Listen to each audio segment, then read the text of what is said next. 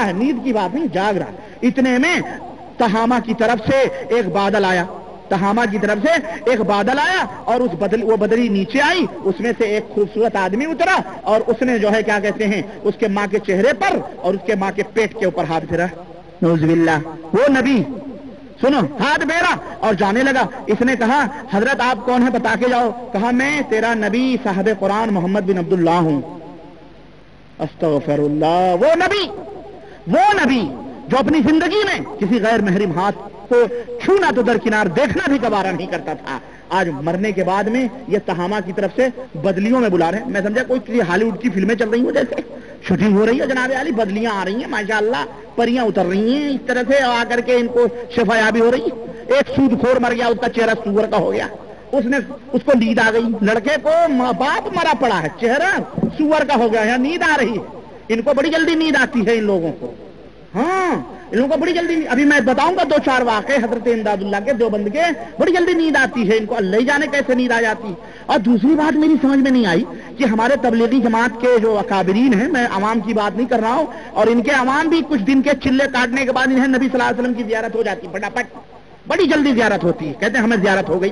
چنانچہ کہتے ہیں کہ اچھا میں یہ سوچنے پہ مجبور ہوا کہ حضور صلی اللہ علیہ وسلم جس میں جسیم آ رہے ہیں بادلوں میں, وہ تبلیغی جماعت کا بھائی جو تھا جس کی ماں مری تھی, سمجھو تبلیغی تھا وہ بھی ہے نا, جبھی تو حضور اس کی مدد کے لیے آئے. چنانچہ وہ مری تھی. اب وہ جناب علی وہ آئے حضور صلی اللہ علیہ وسلم, ان کو نہ پہچان سکا, وہ یعنی زندہ حضور کو نہ پہچان سکا, جاگ رہا ہے حضور کو نہ پہچان سکا. ہمارے تبلیغی جماعت کے لوگ خوابوں میں حضور کو بڑی جلدی پہچان جاتے ہیں, حضور حقیقت میں آئے تو نہ پہچان سکیں, اور خوابوں میں حضور کی بڑی جلدی ان کی پہچان ہو جاتی ہے, سمجھ نہیں آتی. اچھا تو جناب علی کہتے ہیں کہ وہ سور کا منہ ہو گیا. اتنے پہ حضور صلی اللہ علیہ وسلم سے اس نے دعا کی. حضور صلی اللہ علیہ وسلم آئے, ایک شخص آیا اور منہ پہ ہاتھ پھیرا اور جانے گا. کہا حضور آپ کون ہیں؟ کہا میں تیرا نبی محمد صلی اللہ علیہ وسلم ہوں. تیرا باپ میرے اوپر درود پڑھا تھا, تیرے باپ نے میرے اوپر درود پڑھا تھا تو یہ سود خور تھا, یہ زندگی بھر سود کھاتا تھا. اللہ نے اس کے چہرے کو سور بنا دیا, لیکن اب یہ چونکہ درود پڑھا تھا اس لیے میں آیا ہوں, اور آ کر کے میں نے اس کے منہ پہ ہاتھ پھیرا, اب اس کا چہرہ چمکنے لگا. استغفر اللہ. یہ سود خوروں کو, شرابیوں کو, بدکاروں کو چھوٹ دینا نہیں ہے. کرنے والا بھی وہی, کروانے والی بھی وہی. گویا جتنی بھی طوائف خانے سہارنپور دیوبند کے اندر, رنڈیاں اور دلی اور پنجاب اور جہاں کہیں بھی ہیں, سب وہی ہیں, سب اللہ ہی. یہ کیا ہے؟ یہ دین ہے, یہ دھرم ہے. اگر میں یہ بیان کرتا ہوں تو تبلیغی جماعت کے بھائیوں کی پیشانیوں پہ بل پڑتے ہیں. میں کہتا ہوں مت بل پڑے. میں تم کو نہیں گالیاں دے رہا ہوں, میں تمہارے بزرگوں کو گالیاں دے رہا ہوں. میں یہ باتیں بتا رہا ہوں, یہ عقیدے بتا رہا ہوں, یہ عقیدے غلط ہیں اس لیے بتا رہا ہوں. میں تمہارے بزرگوں کے کیریکٹر پر, ان کے کردار کے اوپر میں کوئی کیچڑ نہیں اچھالتا, نہ میں تمہیں برا کہتا ہوں. تم کیوں ناراض ہوتے ہو, تمہیں کیوں تکلیف ہوتی ہے؟ محمد رسول اللہ کو گالیاں دی جائیں صلی اللہ علیہ وسلم, ان کے کردار پہ کیچڑ اچھالے جائیں صلی اللہ علیہ وسلم, ان کو بدلیوں میں ان کی گستاخی کر کے بلائی جائے, انہیں غیبدہ تصور کیا جائے, انہیں متصرف فی الامور مانا جائے, انہیں یہ عقیدہ رکھا جائے جو ہمارے اللہ کی صفت ہے کہ دلوں کے بھیدوں کو جاننے والا اللہ ہے, اور تم نبی صلی اللہ علیہ وسلم کو یہ صفت دے رہے ہو کہ وہ یہاں اس نے ہاتھ اٹھایا, اللہ سے دعا کیا, وہاں قبر میں نبی کو خبر ہو گئی اور نبی بادلوں میں اتر کے آ رہے ہیں. تم اتنی گستاخی کرو کہ نبی غیر محرم عورت کے پیٹ پہ ہاتھ پھیرے, اور اللہ کی شان میں تم گستاخیاں کرو کہ اللہ نعوذ باللہ زنا کرنے والا بھی وہی, کروانے والی بھی وہی نعوذ باللہ. تو ہم نہ ناراض ہوں, ہم نہ برا کہیں, ہم ان کو کیا کہیں؟ اور جب ہم یہ عقیدے بیان کرتے ہیں تو تمہیں کیوں برا لگتا ہے, کیوں تکلیف ہوتی ہے؟ کیا تمہاری غیرت مر گئی؟ کیا اللہ کے تعلق سے تمہاری غیرت بیدار نہیں ہوتی؟ تمہیں حیا نہیں آتی کہ یہ بزرگوں نے اپنی کتابوں میں کیا لکھا ہوا ہے, یہ تمہارے دیوبند کے مولویوں نے اپنی کتابوں میں کیا لکھا ہوا وحدت الوجود کے تعلق سے؟ یہ تمہیں برا کیوں نہیں لگتا ہے میرے بھائیوں؟ یا تو تمہیں معلوم نہیں ہے, یا تو تمہیں معلوم نہیں ہے, تو یہ تو مصیبت ہے. اور اگر تمہیں معلوم ہے تو میرے بھائی تم سمجھنے کی کوشش کرو, عقل لاؤ. عقل سے اللہ نے تمہیں عقل دی ہے, نبی دیا ہے, قرآن دیا. عقل دیا, نبی دیا یعنی سنت دی, اور کیا دیا؟ 3 چیزیں دی ہیں اللہ نے. عقل کو استعمال کرو, رب کے قرآن کو سمجھو, مصطفیٰ جان رحمت کے فرمان کو سمجھو, اور ان باتوں کو ان کی طرف پھیر دو. ان کو اللہ سمجھے گا قیامت کے دن, سمجھ رہے ہیں؟ اور تو اور ہے. اور دیکھیں بزرگوں کی روحوں سے امداد میں آپ کو بتاتا چلوں. چنانچہ علماء دیوبند کا ایک عقیدہ میں بتاؤں آپ کو, یہ دیکھیں.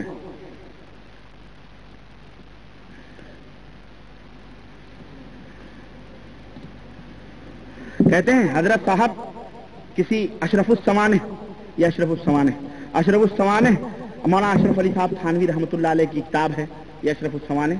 ان کی حکیم الامت مولانا تھانوی کی مستند سوانح حیات خواجہ حسن خواجہ عزیز الحسن غوری مجذوب کی یہ کتاب ہے، جو جناب مکتبہ تعریفات اشرفیہ تھانہ بھون ضلع مظفر نگر یو پی کی سب اوریجنل کتابیں انہی کے مکتبوں کی چھپی ہوئی ہیں. اس کے اندر موجود ہے کہ حضرت صاحب کسی بارات میں، اور یہ حضرت صاحب کون ہے؟ یہ مولانا اشرف علی صاحب تھانوی کے پردادا محمد فرید صاحب کی وفات کا تذکرہ ہے.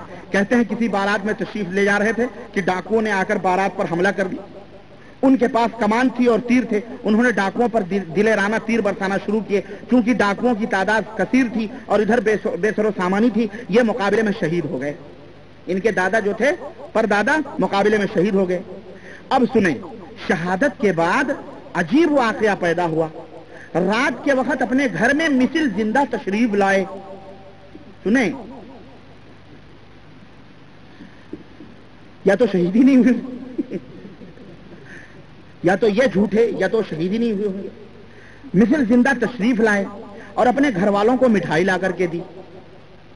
اپنے گھر والوں کو مٹھائی لا کر کے دی اور فرمایا اگر تم کسی پر ظاہر نہ کرو گی تو اسی طرح سے روز آیا کریں گے. تمہیں روز مٹھائی، آسمان میں مٹھائی یا قبر میں دکانیں کھولی ہوئی تھی حلوائی کی انہوں نے. سنیں، مٹھائی لا کر دیا کریں گے. لیکن ان کے گھر والوں کو اندیشہ ہوا کہ گھر والے جب بچوں کو مٹھائی کھاتے دیکھیں گے تو معلوم نہیں کیا شبہ کریں گے. اب ظاہر ہے شوہر شہید ہو گیا، رات کو مٹھائیاں آ رہی تو محلے والے کیا کہیں گے؟ بے تیرا باپ تو کب کا مر گیا، تجھے مٹھائیاں کون لا کے دیتا ہے؟ ضرور دال میں کچھ کالا ہے. اس لیے وہ ڈر گئے، ہے نا. شبہ اس لیے ظاہر کر دیا اور آپ تشریف نہیں لائے. یہ واقعہ خاندان میں مشہور ہے، مولانا اشرف علی صاحب تھانوی کے خاندان میں یہ واقعہ. میں قرآن کریم کی آیت پڑھنے لگا کہ اللہ تبارک و تعالیٰ نے قرآن کریم کے اندر فرمایا ہے کہ قیل ادخل الجنہ قال یا لیت قومی یعلمون بما غفر لی ربی وجعلنی من المقربین. سورہ یاسین آیت نمبر 26 اور 27. جنتیوں سے کہا گیا، شہیدوں سے یعنی جو اللہ کے راہ میں شہید ہوتے ہیں، ان سے کہا گیا جنت میں داخل ہو جا.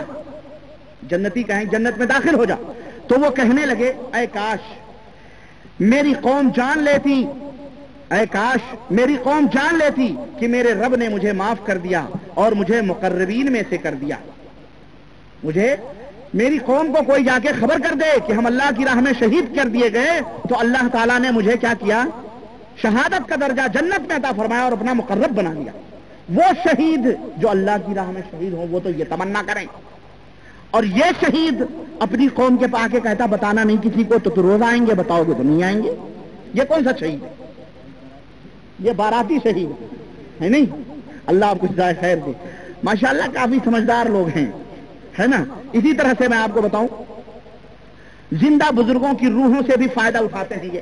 چنانچہ ایک واقعہ اشرف علی صاحب تھانوی لکھتے ہیں کہ حاجی امداد اللہ کہتے ہیں، سنیں لقب دیکھیں، کہ میرے ایک دوست جو کہ بقیت السلف یعنی سلف جو بزرگ لوگ ہیں ان کے بقیوں میں سے ہیں، حجت الخلف جو بعد کے لوگ ہیں ان کے لیے دلیل کی حیثیت حضرت کی ہے، قدوۃ السالکین، زبدۃ العارفین، شیخ الکل فی الکل. لقب ہے بھائی یہ. حضرت مولانا الحاج امداد اللہ صاحب چشتی صابری تھانوی ثم المکی. ہمارے ہاں کے مولویوں کو پیٹ ہی نہیں بھرتا جب تک اتنے لمبے لمبے القاب آگے پیچھے نہ لگائے جائے. حضرت عمر کو کہنا ہوگا تو حضرت عمر رضی اللہ عنہ، ابو بکر صدیق رضی اللہ عنہ، عمر اور عثمان غنی رضی اللہ. لیکن اپنے بزرگوں کے بارے میں دیکھ رہے ہیں، حجت الخلف، زبدۃ السلف، قدوۃ السالکین، زبدۃ العارفین، شیخ الکل فی الکل. حضرت مولانا اصل میں جب کسی چیز میں کچھ نہیں ہوتا ہے نا تو اس کی ایڈورٹائز بھی خوب دھوم دھام سے کی جاتی ہے. ہاں، جو صابن جتنا ہی گھٹیا اس صابن کی ایڈورٹائز اتنے ہی ٹاپ کی ہیروین اور ننگی کروائی جاتی ہے کہ نہیں؟ اسی لیے پیسے لگتے ہیں، اس لیے وہ مہنگا ہو جاتا ہے. دیکھ لیں ہمارے ملک 2 ٹکے کا صابن بغیر ننگی عورت کے ہوئے نہیں بکتا ہے کہ نہیں؟ یہ بھی ٹریجڈی ہے.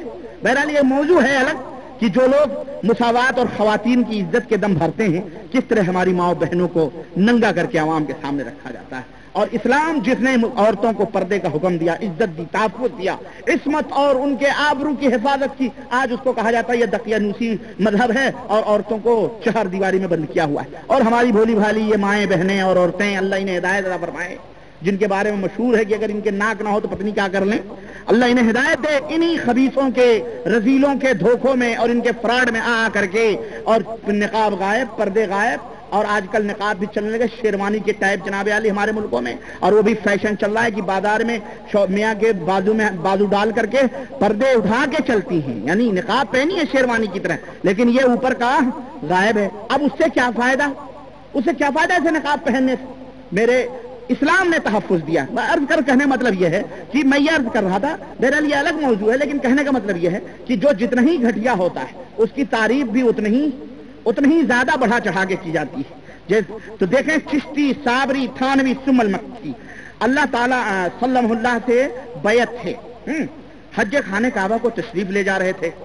یہ کون ہیں؟ یہ مولانا اشرف علی صاحب تھانوی مولوی نظام الدین کرانوی سے، وہ مولوی عبداللہ براقی سے روایت کرتے ہیں کہ ایک نہایت معتبر شخص ولایتی بیان کرتے ہیں۔ ابھی اس ولایتی کا نام پتہ نہیں ہے، کچھ ولایتی ہے وہ، ہے نا، کہ میرے ایک دوست جو کہ بقیت السلف سے مرید تھے، اب اس دوست کا بھی پتہ نہیں ہے، وہ دوست تھا کوئی جو ان کے مرید تھا، حاجی امداد اللہ مہاجر مکی، جن کا واقعہ آپ نے پڑھا ہے کہ تو بھی وہی وہ بھی وہی، اور جو وحدت الوجود کے کہتے ہیں کہ ان سے جو مرید تھا وہ حج کرنے کے لیے جا رہا تھا، بمبئی سے آگ بوٹ میں سوار ہوئے، یعنی پانی کے جہاز میں سوار ہوئے، آگ بوٹ نے چلتے چلتے ٹکر کھائی اور قریب تھا کہ چکر کھا کر غرق ہو جائے یا دوبارہ ٹکرا کر پاش ہو جائے۔ انہوں نے جب دیکھا کہ اب مرنے کے سوا کوئی چارہ نہیں تو اسی مایوسیانہ حالت میں گھبرا کر، سنو غور سے سنو میرے تبلیغی دیوبندی بھائیوں یا ہمارے اور دوسرے بھائیوں،